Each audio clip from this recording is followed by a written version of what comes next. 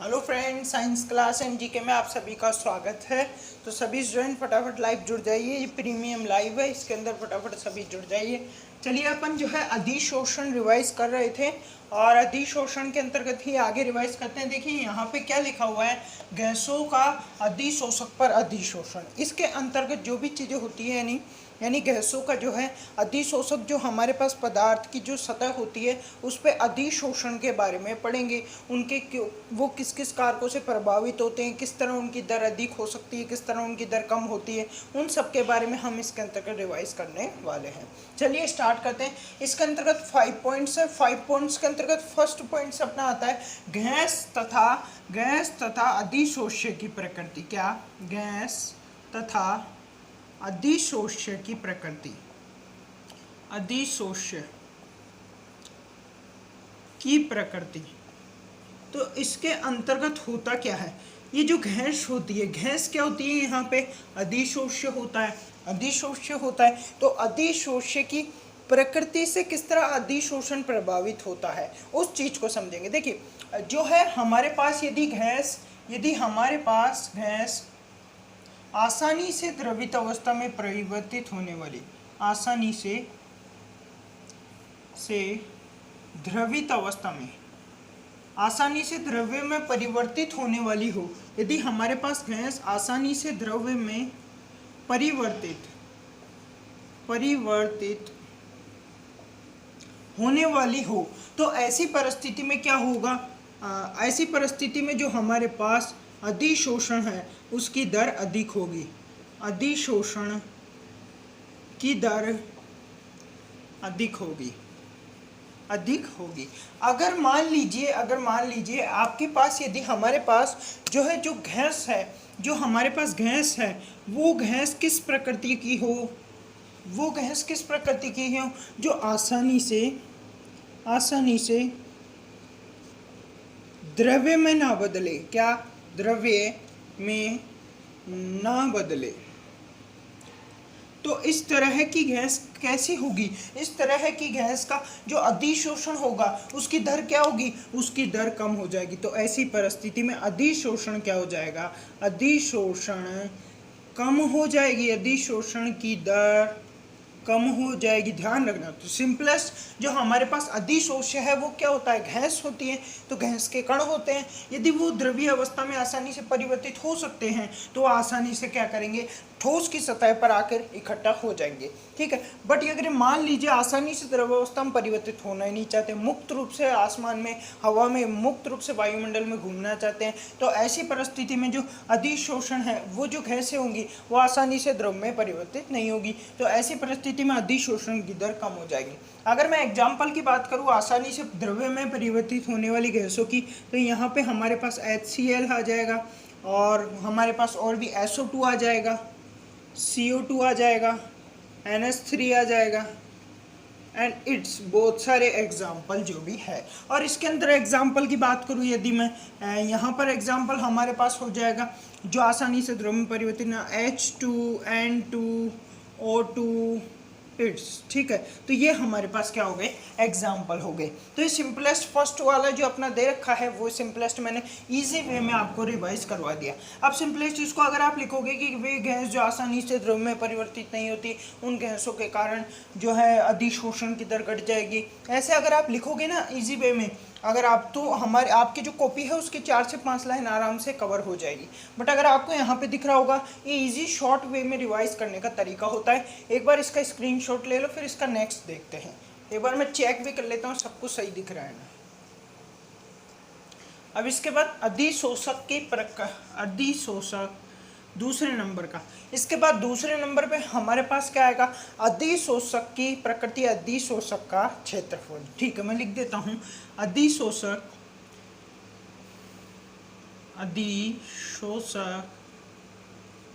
की प्रकृति या क्षेत्रफल। तो यहाँ पे होता क्या है, अधिशोषक की प्रकृति तथा क्षेत्रफल से किस तरह प्रभावित होता है अधिशोषण। यदि मान लीजिए अधिशोषक से क्या मतलब है, जो सतह पर क्या हो अधिशोषण, वो सतह क्या कहलाएगी, अधिशोषक। अगर मान लीजिए हमारे पास अधिशोषक का जो है क्षेत्रफल, अधिशोषक का क्षेत्रफल अधिक है तो क्या होगा, क्या होगा, अधिशोषण भी अधिक होगा, अधिशोषण भी अधिक होगा। यानी हम कह सकते हैं कि जो है क्षेत्रफल के समानुपाती है अधिशोषण। यानी हमारे पास जो भी ठोस है वो अगर चूर्णित अवस्था में हो, यानी एक चूर्णे की अवस्था में हो, एक चूर्ण रूप में हो, तो उस पर अधिक अधिशोषण होगा। बट अगर कोई ठोस रूप में है कोई चूर्ण, तो वो ठोस रूप पे अधिशोषण कम होगा। तो यहाँ पे सबसे ज़्यादा अधिशोषण किसके अंतर्गत होता है, तो चूर्ण के अंतर्गत सबसे ज़्यादा अधिशोषण होता है। अधिशोषण की सर्वाधिक दर की बात की जाए तो सर्वाधिक दर चूर्ण के अंदर होता है, ठोस का चूर्ण के अंदर होता है। रीज़न क्या है, रीज़न अगर जानने की कोशिश करें, कारण अगर जाने तो हमारे पास पृष्ठीय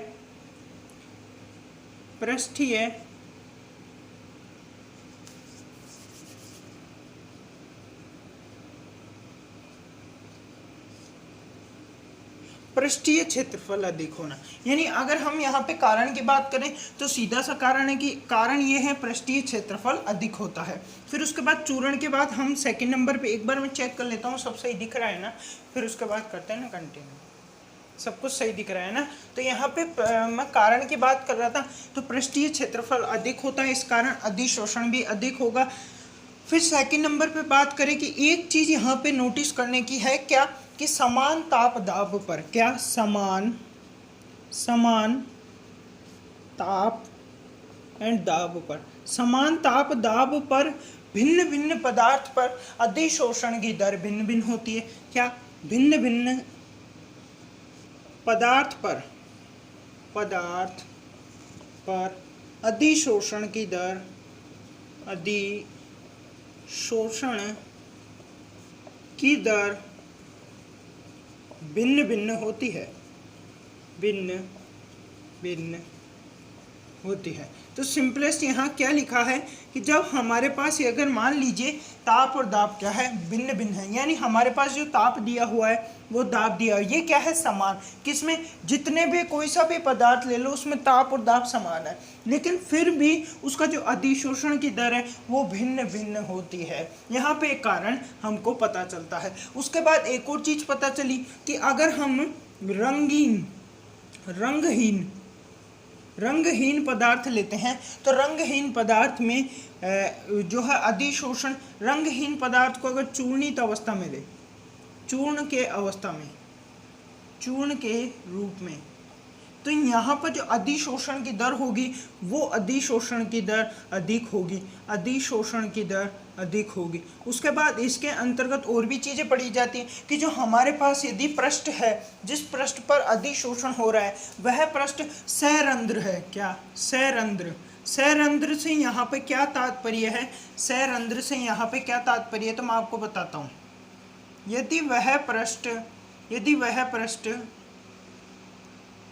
यदि सरंध्र से यहाँ पे क्या तात्पर्य है, यदि जो पृष्ठ सरंध्र है यानी वह पृष्ठ क्या हो, खुरदरा हो, ऊपर नीचे उठा हो। खुरदरे से मतलब समझ गए ना आप, तो खुरदरा पृष्ठ अगर हो तो उसके अंतर्गत अधिशोषण की दर अधिक होगी, अधिशोषण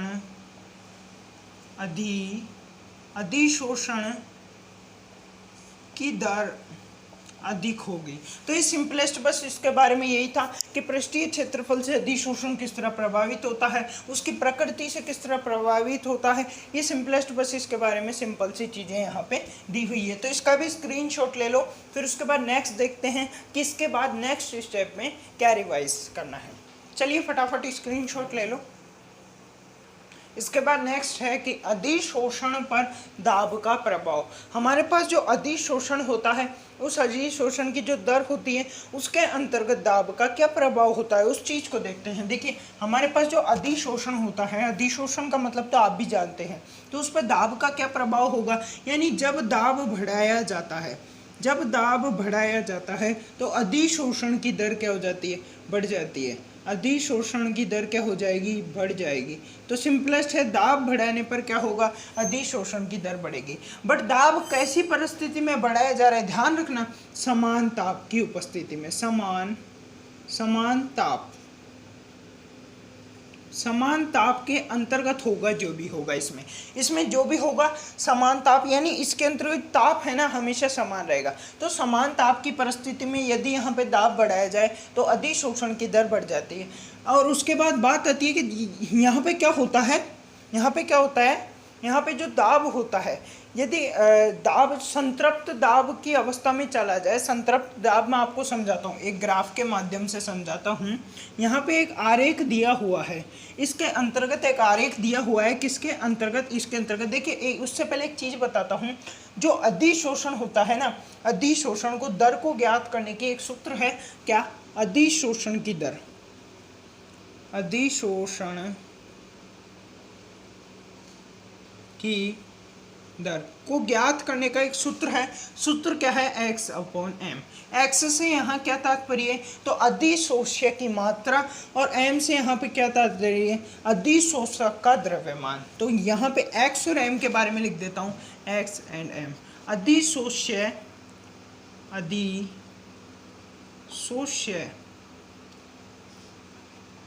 का की मात्रा, भार भी कह सकते हैं, भार, अधिशोष्य का भार एवं अधिशोषक का द्रव्यमान, अधिशोषक का द्रव्यमान। तो यहाँ पे ये सिंपलेस्ट हमारे पास फॉर्मूला दिया हुआ है, ये फॉर्मूला है अधिशोषण की दर। तो यहाँ पे क्या है, जो अधिशोषण की दर है, इसके अंतर्गत दाब के प्रभाव के अंतर्गत, तो यहाँ पे अधिशोषण की दर तथा दाब के अंदर एक आरेख बनाया गया है इस टॉपिक में। अधिशोषण की दर x/m होती है और दाब यहाँ पे p, इन दोनों के मध्य क्या बनाया गया है, आरेख बनाया गया है। आरेख किस तरह का प्राप्त हुआ था, तो आरेख इस तरह का आरेख यहाँ पे प्राप्त होता है। तो इस तरह का क्या हमको आरेख प्राप्त होता है, इस आरेख के अंदर दिया हुआ है, जो भी दिया हुआ है सब कुछ, ठीक है। क्या ये जो पॉइंट है, ये प्रारंभिक अवस्था होती है, जिसके अंतर्गत दाब, यदि प्रारंभिक अवस्था, इसे क्या कहेंगे, प्रारंभिक, चलो छोड़ो, सीधा क्या लिखने में फिर टाइम वेस्ट होगा, सीधा से ये प्रारंभिक अवस्था होती है। यदि प्रारंभिक अवस्था में हम क्या करें, दाब बढ़ाएं तो क्या होगा, अधिशोषण की दर बढ़ेगी। फिर हम थोड़ा और दाब बढ़ाएं तो थोड़ी और अधिशोषण की दर बढ़ेगी। फिर हम और थोड़ा दाब बढ़ाएं तो और अधिशोषण की दर बढ़ेगी। लेकिन एक स्थिति ऐसी आ जाती है, एक कंडीशन ऐसी आ जाती है, जिसके अंतर्गत दाब बढ़ाने पर, दाब बढ़ाया जाए तो अधिशोषण पर दाब का कोई प्रभाव नहीं पड़ता है, उल्टा क्या हो जाता है, विशोषण होने लग जाता है, संतृप्तता अवस्था आ जाती है। तो इसको संतृप्त दाब कहते हैं। क्या, संतृप्त, एक मिनट, संतृप्त दाब कहते हैं। तो इस संतृप्त दाब की जो अवस्था है उसको यहाँ पे PS से प्रदर्शित करते हैं। PS यानी जो संतृप्त दाब है। और इसी के साथ आपको एक चीज़ पता चला कि जैसे जैसे दाब बढ़ा हमारे पास अधिशोषण की दर बढ़ गई। यानी हम यहाँ पे क्या कह सकते हैं, दाब समानुपाती है क्या, अधिशोषण की दर के समानुपाती है। दाब समानुपाती है क्या, अधिशोषण की दर के समानुपाती है। और यहाँ पे जो टोटल दाब है ये PS है कि ये इससे अधिक दाब बढ़ाने पर अधिशोषण और नहीं होगा। तो जो संतृप्त दाब है, इस संतृप्त दाब में ये मैक्सिमम दाब होता है, इससे अधिक दाब बढ़ाने पर जो अधिशोषण है वो नहीं होता है। तो ध्यान रखना, ये इसके अंतर्गत बताया गया है। तो इसका भी स्क्रीनशॉट ले लो और आपकी जो बुक है उसमें एक बार रिपीट कर लेना, ज़्यादा कुछ है नहीं। और दाब का सिंपलेस्ट प्रभाव है, दाब बढ़ाने पर हमारे पास अधिशोषण की दर बढ़ेगी, बट संतृप्त दाब तक पहुंचने के बाद दाब अधिशोषण की दर घट जाए, अधिशोषण पर कोई प्रभाव नहीं पड़ता है। संतृप्त दाब के पहुंचने के बाद और दाब बढ़ाया जाए तो अधिशोषण पर कोई प्रभाव नहीं पड़ता है। और ये हमारे पास अधिशोषण की दर का फॉर्मूला दिया हुआ है, इसका स्क्रीनशॉट ले लो। फिर उसके बाद नेक्स्ट देखते हैं। उसके बाद दिया हुआ है अधिशोषण पर ताप का प्रभाव। देखते हैं अधिशोषण पर ताप का क्या प्रभाव होता है। तो देखिए यहाँ पे क्या होता है, जो हमारे पास अधिशोषण की क्रिया होती है उस पर कहीं ना कहीं दाब का प्रभाव होता है, तो ताप का प्रभाव भी होगा। क्या प्रभाव होता है, देखिए जो अधिशोषण की जो दर होती है x/m, इस दर के जो है, ये दर जो है क्या होती है, ये ताप के क्या होती है, व्युत्क्रमानुपाती होती है। यानी जब ताप बढ़ाया जाता है तो अधिशोषण की दर घट जाती है। रीज़न क्या होता है, अगर आप ताप बढ़ाओगे तो गैस के जो अणु है उसकी सक्रियण ऊर्जा बढ़ जाएगी, यानी उसकी गतिज ऊर्जा बढ़ जाएगी, तो वो अधिशोषित होने की जगह मुक्त होना शुरू कर देंगे, वायुमंडल में जाना शुरू कर देंगे, तो अधिशोषण की दर घट जाएगी। अगर मैं यहाँ पे बात करूँ दो तरह की, सीधी सी बात है कि अधिशोषण की दर ताप के व्युत्क्रमानुपाती होती है, यानी ताप जब बढ़ाया जाएगा तो अधिशोषण की दर क्या हो जाएगी, घट जाएगी। तो ये चीज़ इसके अंतर्गत समझाई गई है। सिंपल वे में आपको समझा रहा हूँ, सीधे सीधे शब्दों में आपको समझा रहा हूँ। उसके बाद देखो यहाँ पे ये तो हो गया ताप। अब यहाँ पे आपको पता है अधिशोषण दो प्रकार के होते हैं, कौन कौन से, भौतिक अधिशोषण, भौतिक अधिशोषण, भौतिक अधिशोषण, और दूसरा हमारे पास रासायनिक अधिशोषण, रासायनिक अधिशोषण। अब यहाँ पे देखिए दोनों का जो हमारे पास ताप का प्रभाव है वो भिन्न भिन्न प्रकार का है, यानी दोनों भिन्न भिन्न प्रकारों के प्रभाव दर्शाते हैं। भौतिक अधिशोषण में क्या होता है, वान डेर वाल्स बंध का निर्माण होता है, तो उसके अंदर जो है ऊर्जा मुक्त होती है, इसलिए जब ताप बढ़ाया जाता है तो भौतिक अधिशोषण की दर क्या हो जाती है, घट जाती है। ताप बढ़ाया गया तो भौतिक अधिशोषण की दर क्या हो जाएगी, घट जाएगी। लेकिन यहाँ पे बात करूँ रासायनिक अधिशोषण की, तो ताप बढ़ाने पर क्या होगा, रासायनिक अधिशोषण की दर बढ़ जाएगी, क्योंकि रासायनिक अधिशोषण के अंतर्गत विशेष प्रकार के बंध का निर्माण होता है, और आपको पता है जब विशेष प्रकार के बंध का निर्माण होता है तो ऊर्जा की आवश्यकता होती है। तो यहाँ पे ऊर्जा क्या होती है, जैसे उनको ताप दिया जाता है तो वो क्या करने लग जाते हैं, ऊर्जा को ग्रहण करने लग जाते हैं, और क्या कर लेते हैं, विशेष प्रकार के बंध का निर्माण कर लेते हैं। तो यहाँ पर भी एक आरेख दिया हुआ है, एक आरेख व्युत्क्रमानुपाती का आरेख दिया हुआ है, यहाँ पर इस तरह का आरेख दिया हुआ है, ताप तथा x/m के मध्य। उसके बाद एक बात और करनी है अपने को, क्या बात करनी है यहाँ पे, क्या बात करनी है कि हमारे पास जो रासायनिक अधिशोषण है, इस रासायनिक अधिशोषण में क्या होता है, एक Ts तापमान होता है, यानी एक मैक्सिमम तापमान होता है, उस तापमान से यदि ऊपर जाने की कोशिश करेंगे तो यहाँ पर विशोषण होने लग जाता है। यानी हमारे पास जिस दाब में मैंने बताया था कि एक निश्चित दाब के बाद यहाँ पे क्या होने लग जाता है, विशोषण। तो एक Ts तापमान होता है जिसके बाद यहाँ पे अधिशोषण की दर क्या हो जाती है, बंद हो जाती है, अधिशोषण होना बंद हो जाता है। तो एक Ts तापमान पर अधिशोषण अधिकतम होता है, अधिशोषण बंद हो जाता है, अधिशोषण पूर्ण हो जाता है। अधिशोषण ऐसा कह सकते हैं, Ts तापमान के बाद अधिशोषण के ऊपर, Ts तापमान से ऊपर अगर तापमान बढ़ा दिया जाए तो अधिशोषण के ऊपर कोई प्रभाव नहीं पड़ेगा, यानी अधिशोषण की दर, कहने का मतलब कैसे कहूँ मैं आपको समझाता हूँ एक बार, चलो उठाओ इसको मिटाओ। जो एक Ts तापमान होता है, एक निश्चित मैक्सिमम तापमान होता है जिसके बाद अधिशोषण क्या होता है, जिस तापमान पर अधिशोषण अधिकतम होता है, अधिशोषण अधिकतम, यानी एक ऐसा तापमान है जिसके बाद अगर आप तापमान बढ़ाओगे तो क्या होगा, जो अणु अधिशोषित हुए हैं, जो अधिशोष्य है, वो अधिशोष्य क्या करने लग जाएंगे, वो जो तापमान आप उनको दे रहे हो ना, उन तापमान को ग्रहण करने लग जाएंगे, और खुद की जो ऊर्जा है, गतिज ऊर्जा, स्थितिज ऊर्जा, खुद की गतिज ऊर्जा को इम्प्रूव करने लग जाएंगे, और फिर क्या होने लग जाएगा, विशोषण होने लग जाएगा। यानी एक Ts तापमान के बाद अगर एक निश्चित तापमान होता है, उस तापमान के बाद अगर आप और तापमान बढ़ाते हो तो ऐसी परिस्थिति में अधिशोषण क्या हो जाता है, बंद हो जाता है, और इस तापमान पे जो है अधिशोषण अधिकतम होता है, उसके बाद अधिशोषण होना बंद हो जाता है। और अगर आप तापमान देते जाते हो उसको, तो वो ताप क्या करते हैं, जो हमारे पास अधिशोष्य है वो ग्रहण कर लेते हैं, और ग्रहण करके क्या हो जाते हैं, विशोषण में परिवर्तित हो जाते हैं, यानी मुक्त हो जाते हैं। तो इस तरह हमारे पास ताप का प्रभाव का जो पूरा रिवीजन है वो मैंने शॉर्टली आपको रिवाइज करवा दिया। तो इसका भी स्क्रीनशॉट ले लो फटाफट, फिर इसको भी मिटा देते हैं। ले लिया होगा आपने स्क्रीनशॉट। अब देखिए अधिशोषण का सक्रियण, अब यहाँ पे अधिशोषण का सक्रियण पढ़ेंगे तो देखिए हमारे पास अधिशोषण के सक्रियण से क्या तात्पर्य है, जो हमारे पास अधिशोष्य होता है, अधिशोष्य की प्रकृति को, अधिशोष्य की प्रकृति को इस तरह बनाना, अधिशोष्य की प्रकृति को परिवर्तित कर इस तरह बनाना कि वह क्या हो जाए, उस पर अधिशोषण की दर बढ़ जाए। क्या? अधिशोषण की दर बढ़ जाए, यानी अधिशोषक की शोष्य है ना, हाँ शोषक आएगा। अधिशोषक की प्रकृति को इस तरह बनाना कि उसके अधिशोषण की दर क्या हो जाए, इंक्रीज हो जाए। तो उसे ही हम क्या कहते हैं, अधिशोषण का सक्रियण। अधिशोषक का सक्रियण आएगा ना, अधिशोषण का सक्रियण, शायद अधिशोषण का सक्रियण,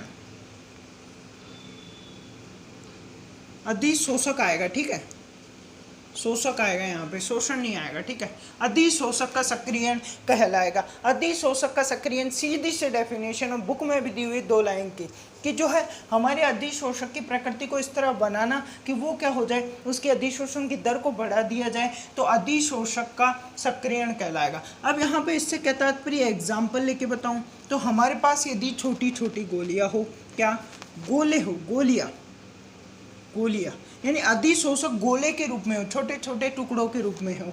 अधिशोषक गोले के टुकड़ों के रूप में हो, टुकड़ों के रूप में हो, तो उसे चूर्ण में बदल देना। क्या? चूर्ण में बदल देना। तो जब इस हमारे पास अगर अधिशोषक छोटे छोटे टुकड़ों के रूप में है, अगर हम उसको चूर्ण के रूप में बदल दें, उसको पीस दें, एक छोटा पतला बिल्कुल पाउडर के रूप में परिवर्तित कर दें, तो ऐसी परिस्थिति में उसकी जो अधिशोषण की दर है वो क्या हो जाएगी, इंक्रीज हो जाएगी। जो अधिशोषक है उसके अधिशोषण की दर इंक्रीज हो जाएगी। फिर दूसरा एग्जाम्पल आप ले सकते हो कि हमारे अधिशोषक की सतह को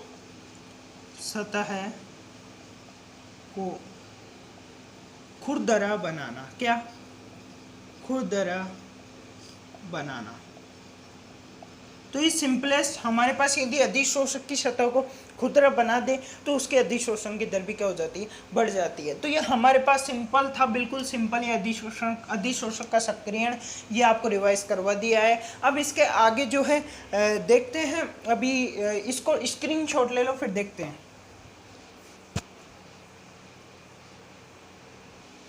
अब हम पढ़ेंगे फ्राइंडली अधिशोषण समतापी, यानी ये क्या है, हमारे पास एक ऐसी समीकरण, इसकी बात कर लेता हूँ, फ्राइंडली अधिशोषण समतापी क्या होता है। तो इसके बारे में देखिए, एक ऐसी समीकरण जो कि क्या करे, हमारे पास जो अधिशोषण है, यानी एक ऐसी समीकरण जो कि हमारे पास क्या करे, अधिशोषण की दर तथा अधिशोषण की दर तथा दाब के मध्य संबंध बताए, उसे ही हम क्या कहते हैं, फ्राइंडली अधिशोषण समतापी। फ्राइंडली अधिशोषण समतापी। तो एक ऐसी समीकरण, क्या? एक ऐसी समीकरण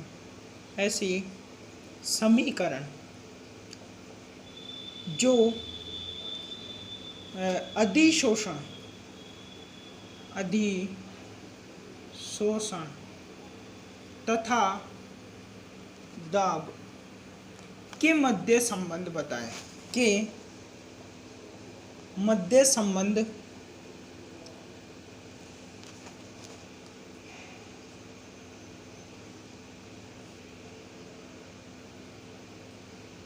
तो ये सिंपलेस्ट हमारे पास क्या आ गया कि इसकी डेफिनेशन आ गई कि एक ऐसी समीकरण है जो क्या करती है, हमारे पास अधिशोषण की दर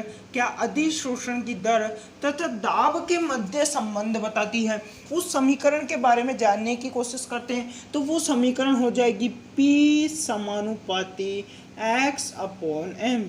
अगर इसको सॉल्व करें तो P के बराबर x अपॉन m। ये जो समीकरण है, इस समीकरण को ही हम फ्रेंडली अधिशोषण समतापी कहते हैं। फिर यहाँ पे एक आरेख का उपयोग किया गया है जिसके अंतर्गत उस चीज़ों को समझने में अपने को हेल्प मिलती है। तो वो आरेख क्या है वो देखते हैं। ये हमारे पास क्या है, एक आरेख है।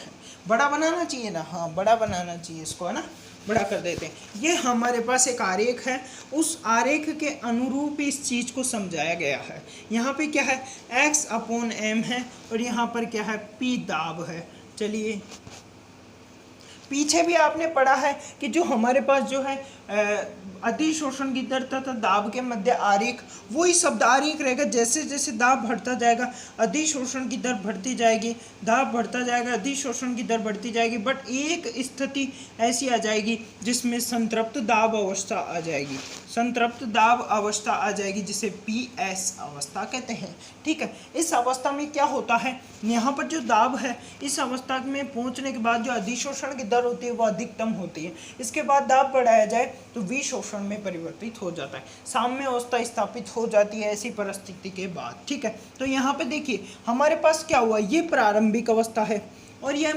अंतिम अवस्था और ये मध्यम अवस्था है। इसी के आधार पर तीन चीज़ें ली गई। क्या, यहाँ पर लेता हूँ, यहाँ पर लेता हूँ। सबसे पहला लिया गया यहाँ पर प्रारंभिक दाब,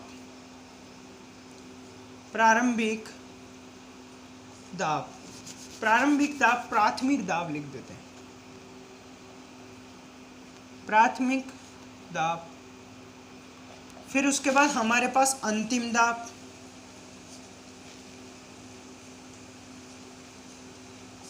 अंतिम दाब। फिर उसके बाद हमारे पास मध्यम दाब,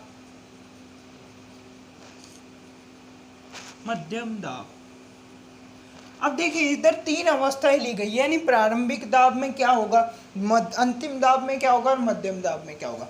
यदि हमारे पास प्रारंभिक दाब में प्रारंभिक अवस्था है तो प्रारंभिक अवस्था में जैसे जैसे हम दाब बढ़ाते जाएंगे वैसे वैसे क्या होता जाएगा, ये हमारे पास जो है ये क्या होता जाएगा, अधिशोषण की दर बढ़ती जाएगी। यानी यहाँ पे अगर मैं सूत्र की बात करूँ तो P बराबर हमारे पी के होगा ना, हाँ पी के, एक मिनट, हमारे पास होगा के, पी के 1 होगा and is equals to x upon m। यानी प्रारंभिक अवस्था में क्या होता है, p की पावर 1 होती है, यानी p की पावर 1 होती है। ये क्या प्रदर्शित करती है, जब प्रारंभिक अवस्था में होता है तो जैसे जैसे हम दाब बढ़ाए जाएंगे वैसे वैसे जितनी मात्रा में दाब बढ़ती जाएगी उतनी मात्रा में क्या होता चला जाएगा, यहाँ पर उतनी ही मात्रा में हमारे पास अधिशोषण की दर बढ़ती चली जाएगी। तो ये प्रारंभिक दाब की अवस्था में अगर मैं समीकरण की बात करूँ तो यहाँ पर हमको समीकरण क्या प्राप्त होगा, p की power 1 into K is equals to x upon m। हमारे पास प्रारंभिक अवस्था के लिए समीकरण प्राप्त होता है।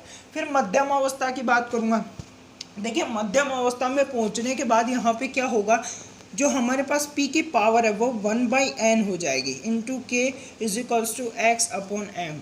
यहाँ पर क्या हो जाएगी, p की पावर 1/n हो जाएगी।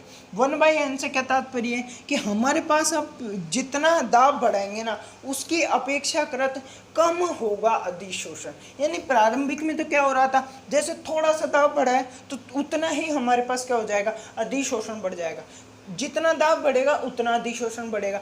बट अब क्या हो रहा है यहाँ पे, जितना दाब बढ़ेगा उससे कम अधिशोषण होगा, जितना दाब बढ़ेगा उससे कम अधिशोषण की दर होगी। तो मध्यम अवस्था में p की पावर 1/n हो जाएगी, जो कि ये प्रदर्शित करती है कि हमारे पास दाब की अपेक्षाकृत अधिशोषण की दर कम होगी।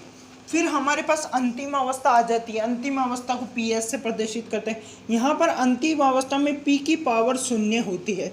ऐसा क्यों भाई, p की पावर 0 क्यों होती है, तो उसी को समझते हैं। देखिए जब अंतिम अवस्था में पहुँच जाते हैं यानी PS अंतिम पावर, ये अंतिम दाब होता है जिसके बाद अधिशोषण अंतिम यानी अधिशोषण अधिकतम होता है। इस परिस्थिति में जो अधिशोषण है ये क्या होता है, अधिकतम होता है। तो ऐसी परिस्थिति में क्या होगा, जब अंतिम अवस्था में पहुंच जाएंगे तो हमारे पास जैसे दाब बढ़ेगा तो अधिशोषण की दर पे कोई प्रभाव ही नहीं पड़ेगा। जैसे दाब बढ़ेगा अधिशोषण की दर पे कोई प्रभाव ही नहीं पड़ेगा। तो यहाँ पे दाब की पावर 0 इसलिए कर दिया, आपको पता है यहाँ पे दाब क्या करना होगा हमको 0। क्यों? यहाँ पे दाब हमको बढ़ाना ही नहीं है, क्योंकि दाब बढ़ाने पर अधिशोषण की दर पे कोई प्रभाव ही नहीं पड़ रहा। तो P की पावर 0 कर दी। और आपको पता है यदि किसी की पावर 0 होती है, यदि किसी की घात 0 होती है, यदि किसी की घात 0 होती है तो वहाँ पर वो क्या हो जाता है, 1 हो जाता है। तो बस P यानी दाब को क्या कर दिया, यहाँ 1 कर दिया, जिससे क्या हो, जिससे ये प्रदर्शित हो सके कि ये लास्ट दाब है, इसके बाद अधिशोषण चाहे कितना भी दाब बढ़ा लो नहीं बढ़ेगा। तो बस सिंपलेस्ट बस यही बताया गया है कि P की पावर 0 हो जाती है अंतिम दाब पर x/m। तो बस ये सिंपलेस्ट अपने को रिवाइज करना था, जो मैंने रिवाइज करवा दिया है। शॉर्ट फॉर्म में एक एक चीज़ें मैंने समझाते हुए रिवाइज करवा दिया है, इसका स्क्रीनशॉट ले लेना। और आज की क्लास को यहीं समाप्त करते हैं, मिलते हैं आपसे नेक्स्ट क्लास में। Tata bye bye, see you letter.